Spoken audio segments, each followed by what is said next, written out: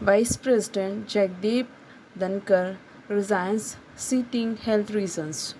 How is the Vice President of India appointed and removed?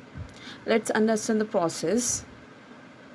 Constitutional provisions, the office selection and functions of the Vice Presidents of India are defined under Article 63 to 71 of Constitution of India. Key constitutional articles. Article 63 mandates that there shall be a Vice President of India. Article 64, the Vice President acts a ex officio chairperson of the Rajya Sabha. Article 66 specifies the election process and eligibility for the post. Article 67 and 71 detail the term, removal, oath, and dispute resolutions related to the office. Appointments of Vice Presidents of India. First one is eligibility criteria. A candidate for Vice President must be a citizen of India, be at least 35 years of age, be qualified for election as a member of Rajya Sabha, not hold any office of profit under the Government of India, any states or any local public authority.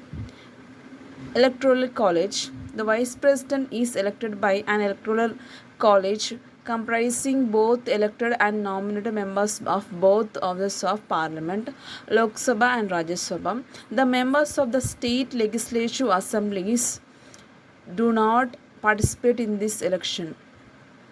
Nomination process. A candidate nomination must be proposed by at least 20 MPs and seconded by another 20 MPs. The candidate must deposit a security fee with the Reserve Bank of India, currently 15,000. Fourth one is election method. The election uses the system of proportional representation by means of single transferable vote. Voting is conducted by a secret ballot. Each MP's vote has an equal value and they rank candidates in order of preference. Supervision and timing. The Election Commission of India conducts the election and ensure it is free and fair. The election must be held before the expiry of the incumbent terms 5 years or as soon as possible in case of vacancy. The notification is issued no sooner than 60 days before the outgoing Vice President term ends. Sixth one, oath and office.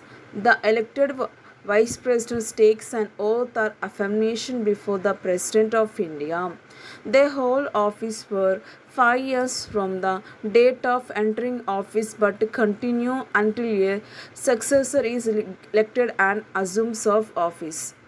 Removal and resignation of the Vice President of India.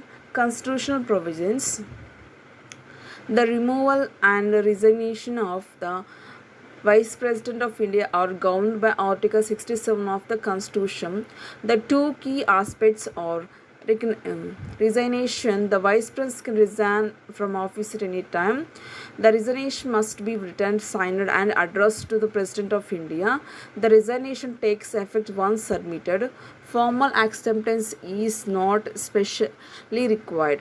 Removal. The Vice President can be removed by the Parliament before the completion of the 5 year term. The process is detailed under Article 67B and involves several steps.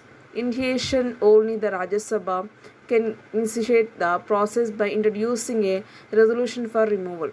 Notice. At least 14 days advance notice must be given before moving the resolution, clearly stating the intention to remove the Vice President.